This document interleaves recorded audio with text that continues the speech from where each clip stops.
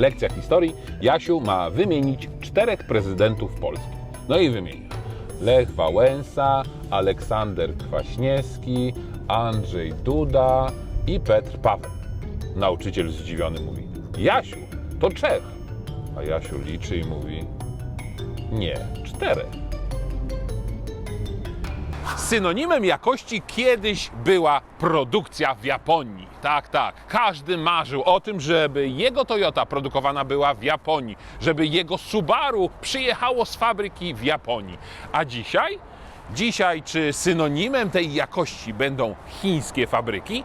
Ja nazywam się Juliusz Szalek, a to jest Auto Made in China. I z pewnością zdziwi Was fakt, że mamy dzisiaj Citroena. Na początku małe wyjaśnienie. Citroen C5X wcale nie jest jakąś oszałamiającą nowością. Na rynku pojawił się w 2023 roku, no i zyskał sobie wierne grono zwolenników. Dlaczego zatem wzięliśmy go do testów na kanale Auto Made in China? Bo ten samochód w wersji hybrydowej PHEV Plug-in o mocy 225 koni mechanicznych produkowany jest w Chinach. W chińskiej fabryce Citroena, a tak naprawdę koncernu Stellantis, który również tam produkuje samochody. Czy to jest coś złego? Nie. Czy to jest coś nagannego? Nie. Przecież każdy kiedyś marzył o tym, żeby jego samochód przyjechał z najlepszych fabryk na całym świecie, ale motoryzacja stała się globalna i producenci zaczęli stawiać te fabryki w różnych miejscach. W Rumunii, w Turcji, w Azji, na wschodzie. No i co?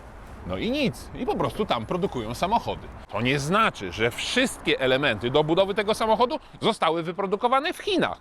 Nie. Akumulator akurat tak. Ale na przykład komputer, sterownik już jest z fabryki na Węgrzech.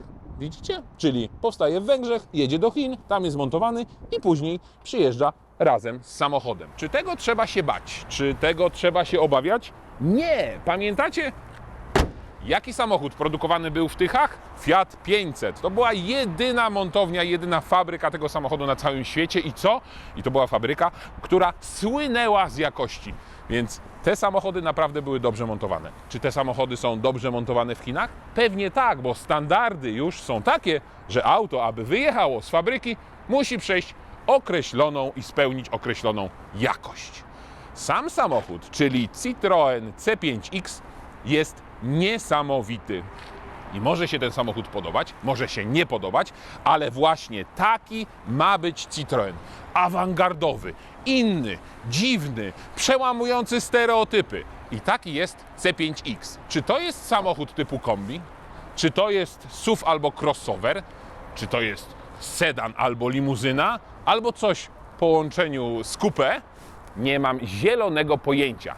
Powiedzcie mi proszę, co jest najważniejszym elementem każdego Citroena? Z czego słynie Citroen? No oczywiście, że z zawieszenia. To zawieszenie zawsze słynęło z tego, że świetnie izolowało nierówności. Ale tutaj mamy do czynienia z czymś, co Citroen, o właśnie, nazwał progresywnymi poduszkami hydraulicznymi. W absolutnie dużym skrócie polega to na tym, że zawieszenie jest wyposażone w pneumatyczne poduszki, które utwardzają albo zmiękczają to zawieszenie. Ale same amortyzatory też mają zmienną charakterystykę pracy. Samochód ma 4,80 m długości, a rozstaw osi to prawie 2,80 m. Zobaczcie ten spoiler nad tylną szybą. On tutaj ma przelot powietrza. On jest zaprojektowany nie jak każdy zwykły spoiler. On jest tutaj podcięty,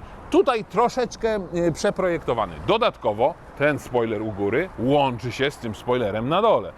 Y to jest chyba litera, która przyświecała projektantom w projektowaniu różnych elementów. Zobaczcie, jak narysowane jest tylne światło, tak daleko zachodzące na tylny błotnik. Zresztą jak spojrzycie z tyłu tego samochodu, to te błotniki są bardzo mocno zarysowane. One są takie mocno wypukłe, a tylny słupek C, aż się poplułem z wrażenia, tylny słupek C jest nieduży, ale bardzo długi, no bo przecież ta linia dachu mocno opada ku tyłowi. Cały samochód jest oczywiście otoczony takimi plastikowymi osłonami, to jest modne. Nie ma tutaj srebrnych listewek na tym elemencie przy szybach. te listewki są tutaj. Nie ma relingów, jest panoramiczny, duży dach. Z przodu mamy szewrony, ale te szewrony, one się ciągną aż przez całą szerokość nadwozia i oczywiście wspomniany przeze mnie Y, czyli światła.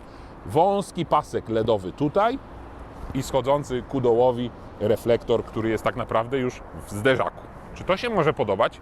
To się musi podobać. To jest inne od tych wszystkich nudnych Volkswagenów, Scoot, Audi, Fordów i co tam sobie jeszcze wymyślicie. Po prostu taki zawsze był Citroën i ten model udowadnia, że Citroën nie boi się eksperymentować. Zupełnie inną kwestią jest to, czy ludzie rzucą się do salonów po ten samochód. Bo mam wrażenie, że po roku, dobrym roku obecności tego samochodu na naszym rynku, ludzie się nie rzucili. Co jest zatem przyczyną tego, że ludzie się nie rzucili? Czy w samochodzie, który łączy zalety SUV-a, kombi, sedana, liftbacka i crossovera, może być duży bagażnik? Inżynierom udało się wygospodarować 485 litrów pojemności.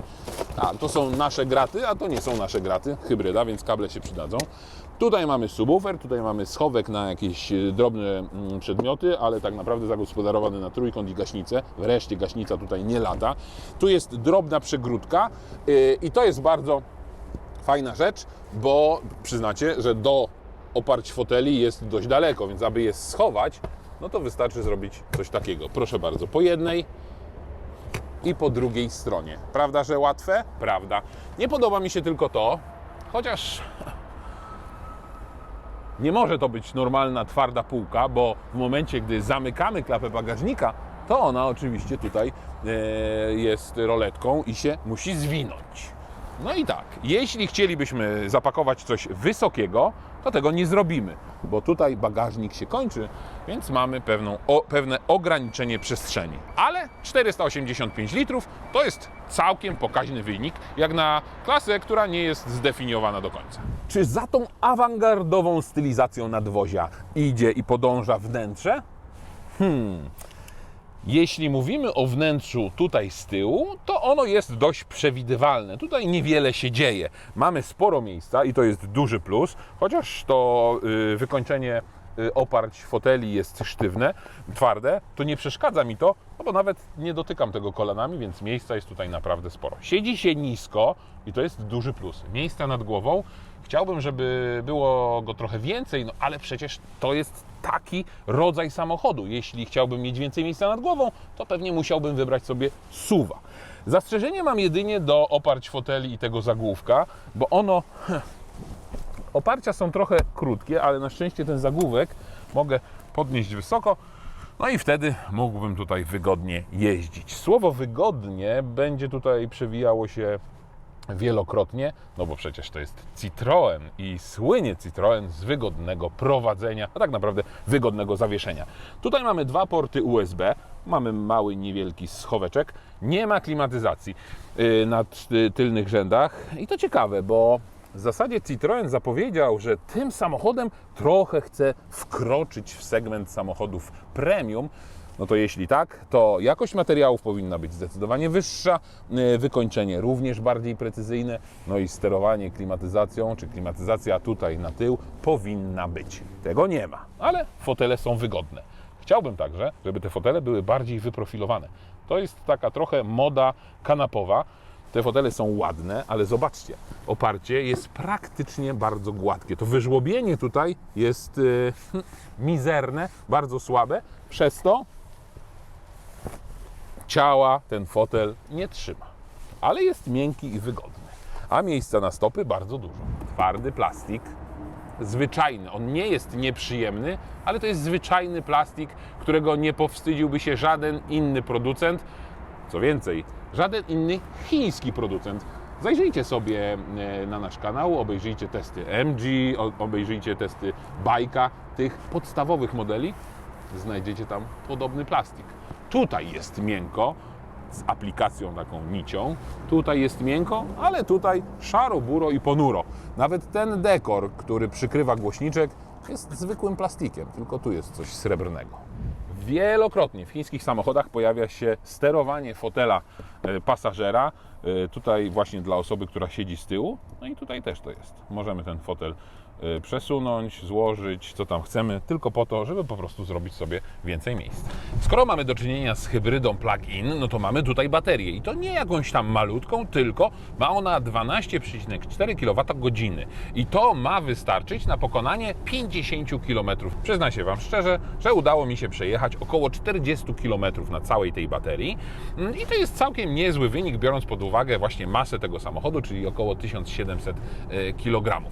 To jest całkiem sporych rozmiarów auto. Żałuję tylko, że w tym samochodzie nie ma wymuszenia trybu, w którym podczas jazdy na przykład z prędkością autostradową bateria mogłaby się naładować. To przydatna funkcja, szczególnie właśnie w hybrydach HEV, gdzie ta bateria nie jest za duża. Wtedy jadąc na przykład na autostradzie 140 na godzinę, mógłbym sobie włączyć doładowanie tej baterii i dojeżdżając na przykład do Poznania wykorzystać tylko i wyłącznie energię elektryczną, a na powrocie znowu baterię naładować, bo w mieście by się mi rozładowała i takie perpetuum mobile.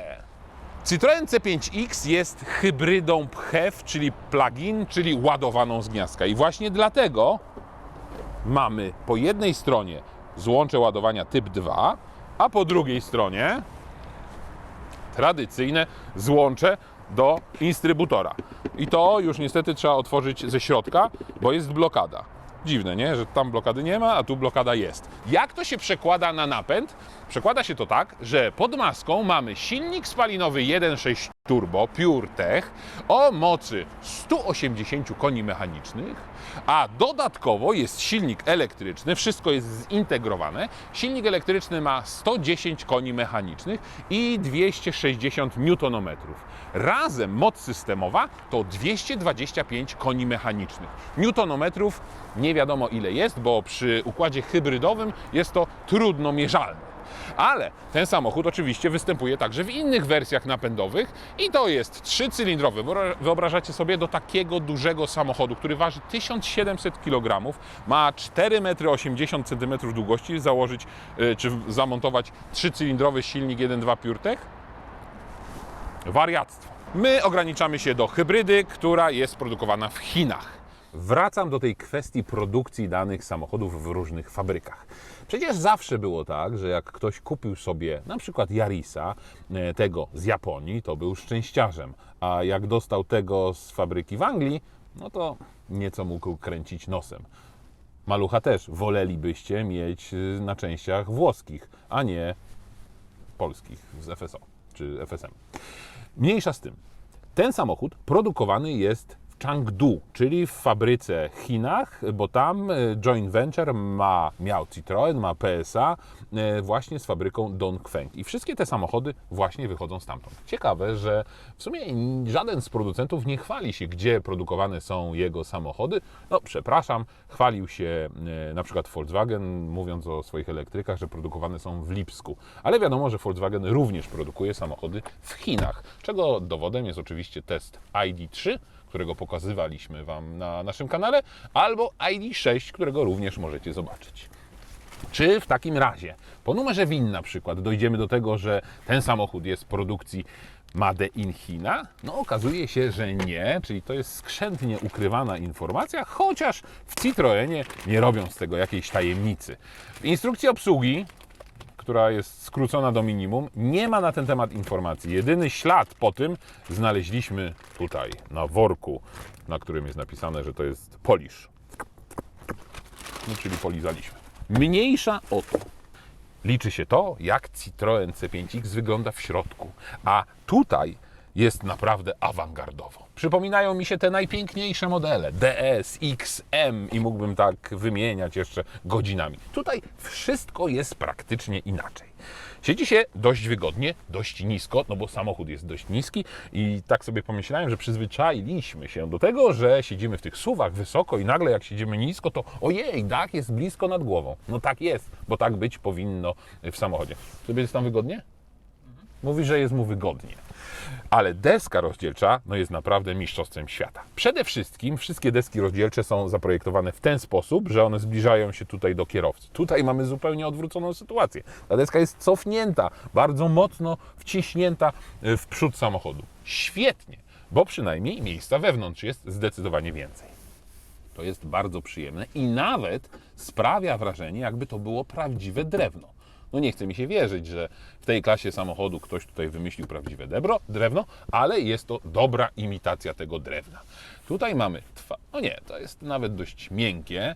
Tutaj mamy ozdobną listwę. Te wloty, kratki powietrza, one też są zaprojektowane zupełnie inaczej. One wystają nieco z tej deski rozdzielczej. Najciekawszy element to jest, nawet nie mogę skoncentrować się, który jest najciekawszy. Najciekawszy jest ten element centralny. Wcale nie mówię o tym ekranie, tylko ta kratka, ten cały panel z kratką wylotu powietrza i oczywiście zegary. Te zegary są malutkie. Ten ekran jest bardzo mały, zdecydowanie mniejszy od tego centralnego, ale na uwagę zasługuje fakt, że ten mały ekran jest bardzo głęboko wciśnięty w całą deskę rozdzielczą, tak, że nawet ten dekor, który przechodzi przez całą szerokość deski, on jest bardzo mocno schowany gdzieś tutaj i ta kierownica, ta kolumna kierownicy musi wychodzić bardzo mocno w moją stronę. Nie podoba mi się ten element w kierownicy.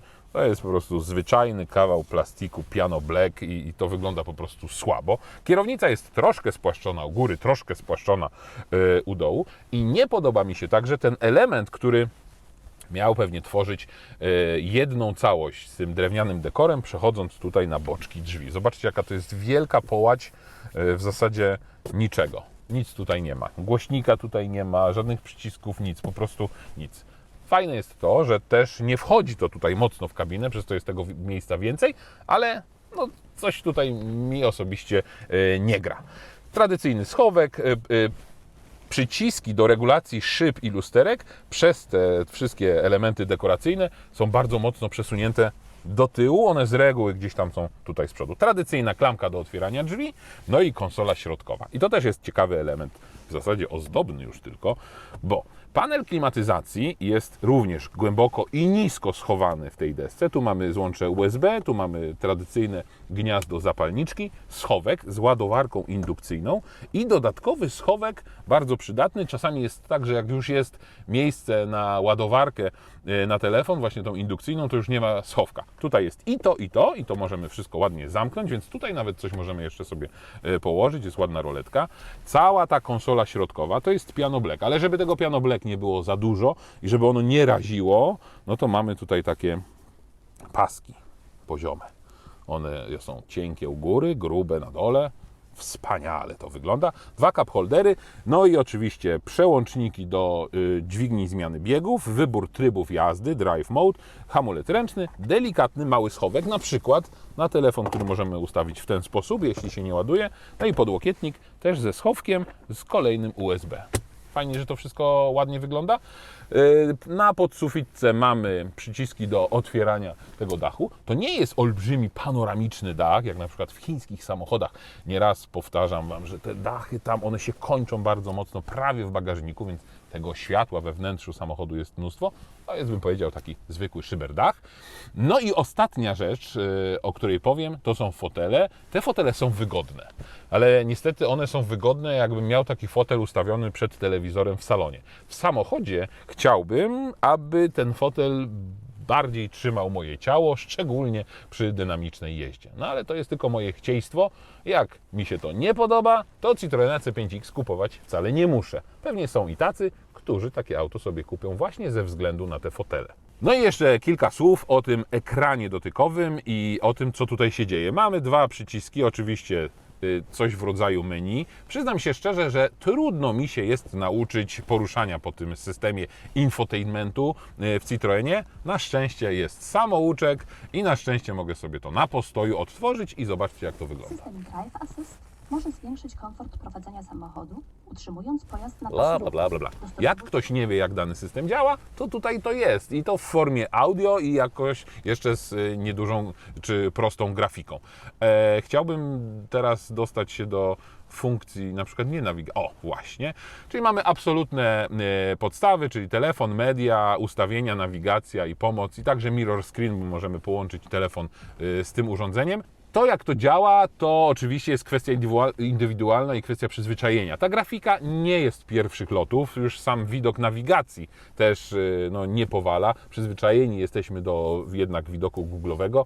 Przynajmniej ja jestem przyzwyczajony, więc to tutaj nie jest, ale biorąc pod uwagę, że w niektórych, czy w większości chińskich samochodów w ogóle nawigacji nie ma, albo są jakieś różne dziwne systemy, to tutaj to wszystko jest. No i oczywiście na sam koniec, ględząc o tym wnętrzu już sporo minut, warto zdać sobie sprawę i warto mieć świadomość, że to nie jest know-how Citroena, tylko oczywiście to jest w ramach koncernu, więc dokładnie te same elementy znajdziemy w Peugeotach, Citroenach, wielu innych markach, które należą do koncernu Stellantis.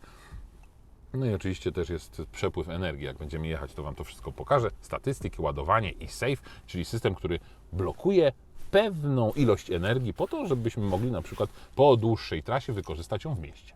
Pamiętacie o naszym koszyczku z gadżetami? Nie chcę powiedzieć, że nam się gadżety kończą.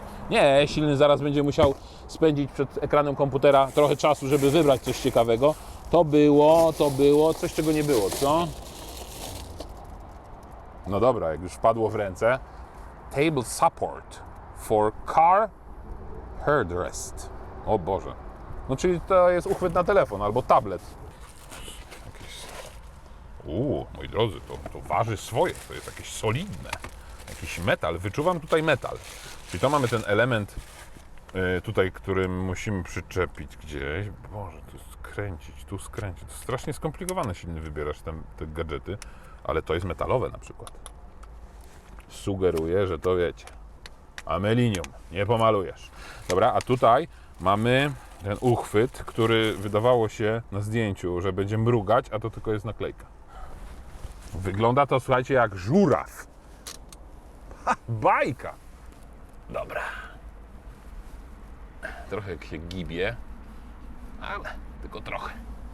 Ale pokażcie mi takie urządzenie, które możecie do deski, chropowatej deski przyczepić. No i słuchajcie, wystarczy nas obserwować na Instagramie, wystarczy zasubskrybować nasz kanał i napisać w komentarzu, dlaczego akurat Wy mielibyście dostać od nas taki Track Car Phone Holder za 10 albo 12 zł.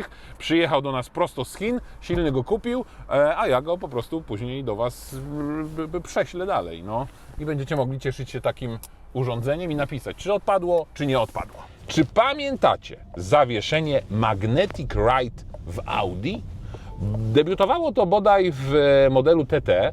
Polega to na bardzo prostej rzeczy. Ten płyn hydrauliczny, który jest w amortyzatorze, on jest wypełniony drobinkami metalu i teraz w zależności od tego, jak ten metal będzie umiejscowiony w tym płynie, realizowane to może być na przykład za pomocą magnesu albo napięcia, to wtedy amortyzator albo się usztywnia, albo się zmiękcza. Jego charakterystyka. Albo usztywnia całą pracę i zawieszenie, albo pozwala na lepsze tłumienie nierówności. I mniej więcej podobne amortyzatory mamy tutaj zastosowane. Kłopotem jednak jest to, że to zawieszenie w tym samochodzie jest zależne. To nie jest tak, że mamy niezależne zawieszenie i każde koło może sobie pracować jak chce.